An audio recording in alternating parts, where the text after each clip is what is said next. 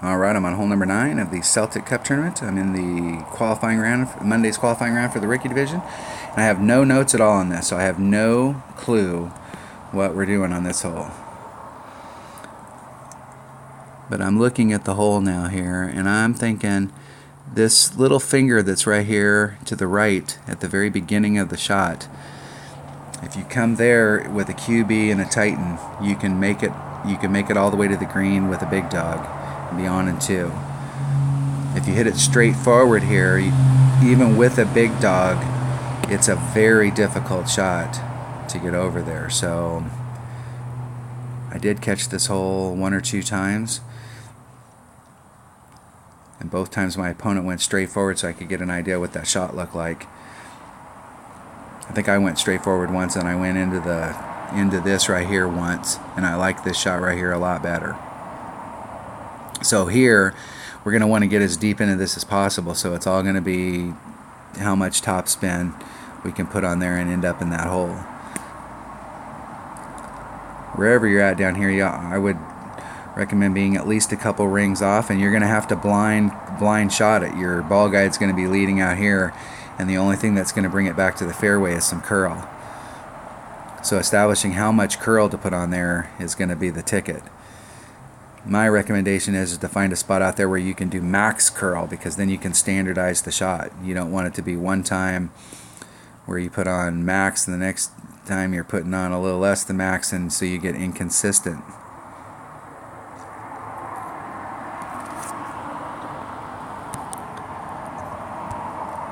I'm going to switch to this bag right here.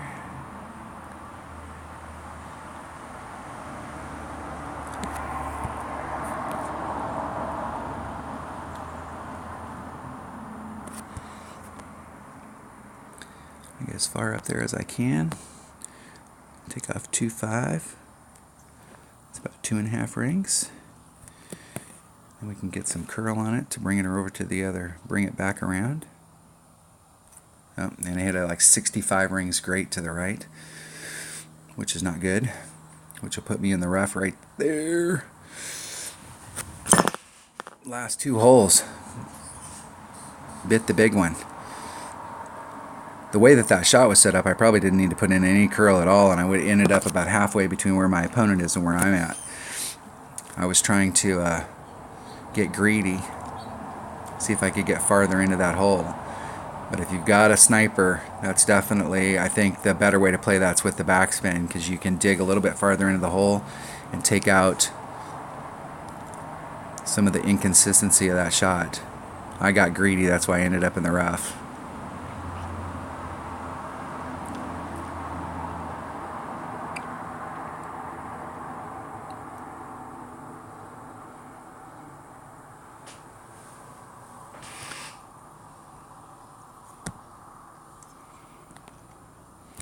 Now this is the shot that we really wanted right here. So this is where the ideal spot would have been. Let's see what that looks like with a big dog once we get that shot.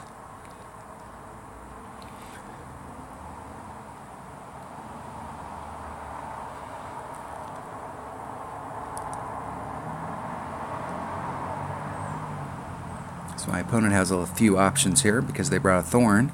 They could try and backspin that. The way that this has got that little backboard right there with that thorn, you could probably try and dunk it, and even if you miss the dunk, you'd still be able to suck back to the hole. Isn't it perfect?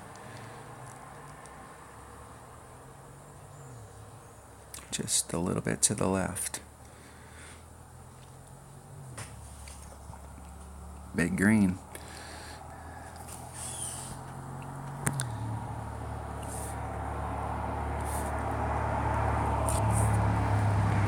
So even with the big dog, it's going to be a long shot here.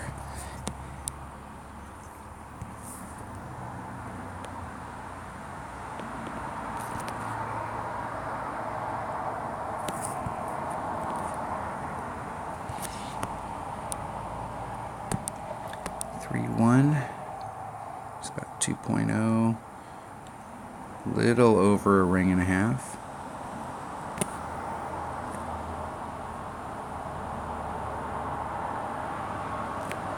Hitting it great to the left. Main thing here is to see what kind of distance we have. So like where I was at, that's the spot we want to end up in. So we're looking at, without any overpower, that's where we'd end up, and that's unacceptable. We have to be able to get on in two.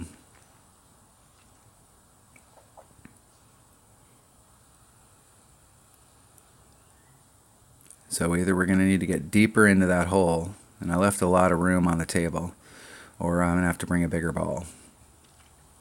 Those are our choices.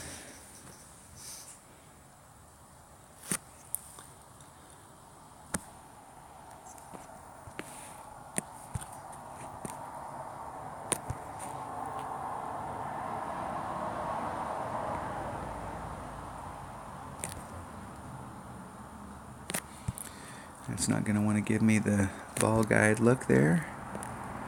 So we're going to get right up on it and just do the backspin. Treat it like an in-bringer.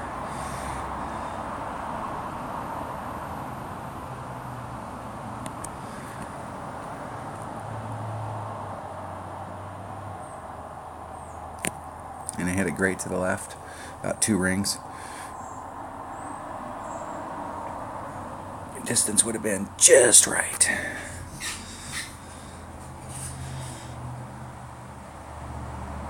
Alright, that video right there will be the one that I will spend a little bit of time going back and researching, because it's going to be super important that we end up on that green in 2 and we're making a putt for birdie, or excuse me, for eagle.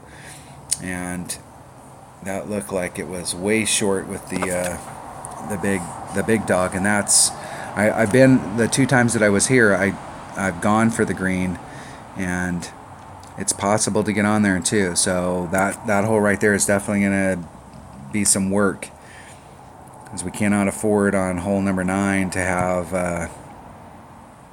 to not get on. All right, so that was an epic fail right there at the end with the 0 zeros. Good round other than that. Dropped a few shots. All right, that was the Celtic Cup tournament in Monday's AKA practice round. Hopefully everybody will get some work on your notes today. It's really critical that we just don't worry about so much of picking up the shots. Today is all about trying to establish what driver and what ball we're going to bring, and from that spot getting an indication of what second club we're going to need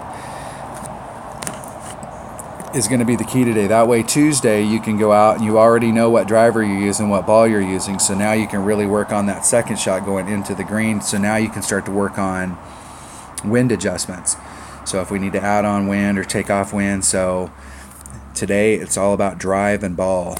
All right, that was hole number 9 of the Celtic Cup tournament. Thanks for watching.